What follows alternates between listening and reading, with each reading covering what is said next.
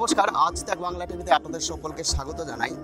শহর কলকাতার Sreebhumi sporting club এবং সন্তোষ মিত্র স্কোয়ার বাদ দিয়ে আপনার যদি তৃতীয়তম পুজো মণ্ডপ দেখতে হলে আপনাকে আলমবাজার কালাকারপাড়া আসতেই হবে। এখানে হস্তশিল্পের একটা কারুকার্য, এখানে আমি ক্যামেরাম্যানকে বলবো এই যে দুর্গ প্রতিমা দেখাতে বলবো ক্যামেরাম্যানকে, এবং আপনারা সঙ্গে থাকুন আজ তাক বাংলা টিভি চ্যানেলের পক্ষে। এবং প্রত্যেকটা পুজো মণ্ডপ এবং কীভাবে সুন্দরভাবে হাতের কারুকার্য দিয়ে এই মণ্ডপ তৈরি করা হয়েছে আপনারা আমার চ্যানেলের মাধ্যমে পেয়ে যাবেন।